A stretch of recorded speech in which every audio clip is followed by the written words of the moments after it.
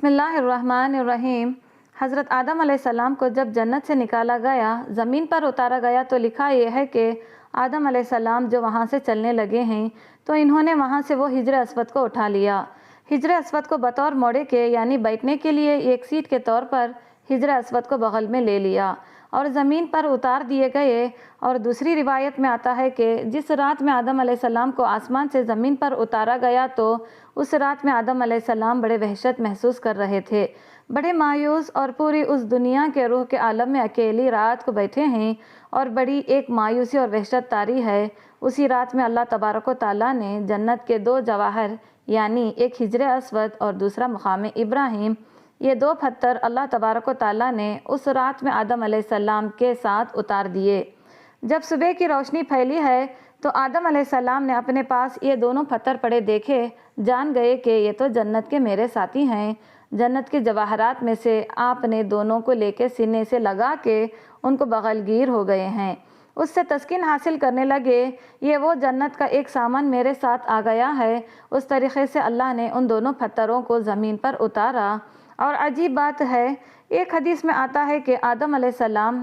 حجر اسود لے کر آئے تھے، اصل میں حجر اسود ایک فرشتہ تھا۔ جب آدم علیہ السلام کو جنت میں اللہ تبارک و تعالیٰ نے آباد کیا، ایک فرشتے کی نگرانی لگا دی تھی کہ آدم علیہ السلام کی نگرانی کرے کہ وہ ان تمام کے تمام جنتی ان کے لیے مباح ہے، لیکن یہ جو ایک درخت اس طرف سے ان کو منع کیا گیا ہے، تو تم اس کی نگرانی کرتے رہو، کہیں آدم علیہ السلام اس درخت کا پھل نہ کھائے۔ چنانچہ یہ فرشتے وہ آدم علیہ السلام کی نگرانی کرتا رہا تو آدم علیہ السلام بھی محتاط رہے اور جنت کے اندر وقت گزرتا رہا۔ جب اللہ تبارک و تعالیٰ کو تخمینی طور پر منظور تھا کہ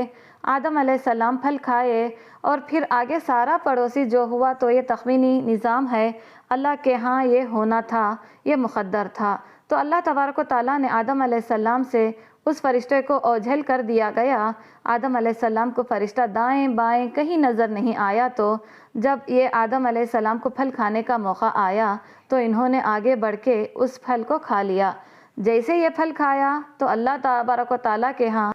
ظاہر ہے ایک خاص قسم کا غضب نازل ہوا کہ یہ تمہیں منع کیا گیا تھا تو کیوں کھایا؟ تو ایسی ہیبت اور دبدبے عالم میں اللہ تعالیٰ نے اس فرشتے کی طرف دیکھا۔ جب اس ہیبت کے عالم میں اس فرشتے کو دیکھا ہے تو فرشتہ خوف سے پتھر بن گیا اور وہ حجر اسود کی شکل کے اندر قائم ہو گیا۔ اور جس کو آدم علیہ السلام زمین پر لائے، اس کی تائید ایک دوسری صحیح حدیث سے ہوتی ہے کہ نبی کریم صلی اللہ علیہ وسلم فرماتے ہیں کہ کل روز قیامت میں جب حجر اسود میدان حشر میں آئے گا تو اس کے دو کان ہوں گے، اس کے دو آنکھیں ہوں گے، اس کی زبان بھی ہوگی اور اس کے ہاتھ ہوں گے، گویا کہ پورے ہاتھ پیر کے ساتھ میدان حشر کے اندر پہنچے گا۔ اور ساتھ ہی نبی کریم صلی اللہ علیہ وسلم نے فرمایا کیونکہ حجر اسود اصل میں ایک فرشتہ تھا، وہاں اللہ تعالیٰ دوبارہ اس کو انہی اعضاء کے ساتھ ظاہر کر دیں گے اور وہاں پہنچ کر پھر دنیا کے اندر ان کو بوسہ کرنے والے جو لوگ ہیں ان کے حق میں گواہی دیں گے۔ تو معلوم ہوا کہ یہ حجر اسود ایک فرشتہ ہے کہ دنیا کے اندر جو لوگ ہیں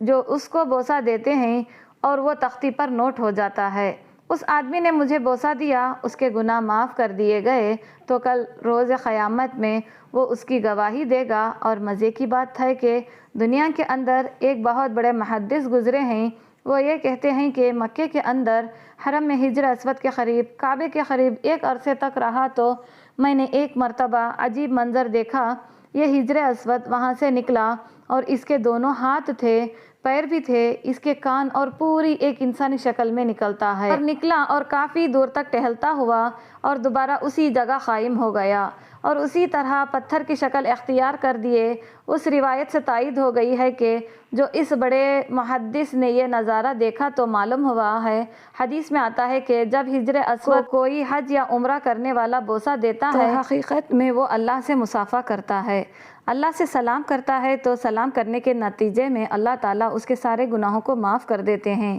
جیسے خود تو ایمان والے جب آپس میں ایک دوسرے سے مصافحہ کرتے ہیں، حدیث میں آتا ہے کہ ان دونوں کے الگ ہونے سے پہلے، ان کے مصافحہ الگ ہونے سے پہلے اللہ گناہ معاف کر دیتے ہیں۔ تو وہاں حجر اسود کو مصافحہ گویا کہ اللہ سے مصافحہ ہے، اور اللہ سے مصافحہ اور گناہ معاف نہ ہو، یہ کیسے ہو سکتا ہے؟ اس نے اللہ تعالیٰ گناہوں کو معاف کر دیتے ہیں، تو یہ حجر اسود اسود وہ فرشتہ ہے جو ہر بوسہ دینے والے کی تفصیلات کو نوٹ کر لیتا ہے۔ اللہ سے دعا ہے کہ اللہ تعالی ہمیں حجر اسود کا سلام اور اس کا بوسہ لینے کی سعادت نصیب فرمائے، لیکن اس میں شریعت کا مسائل لکھا ہے کہ اس لیے آپ کسی دوسرے کو تکلیف دے کر اس کا بوسہ نہ لیں۔ تکلیف دے کر بوسہ لیں گے تو ظاہر ہے بوسہ لینا ایک مستحب عمل ہے، لیکن تکلیف دینا حرام ہے۔ حرام کام کر کے ایک مستحق حاصل کرے، اللہ تبارک و تعالیٰ کے آگے اس کی کوئی قیمت نہیں۔ اگر نہیں موقع تو دور سے استلام کر لے، استلام کر کے چوم لے تو آپ کو وہی اجر ملے گا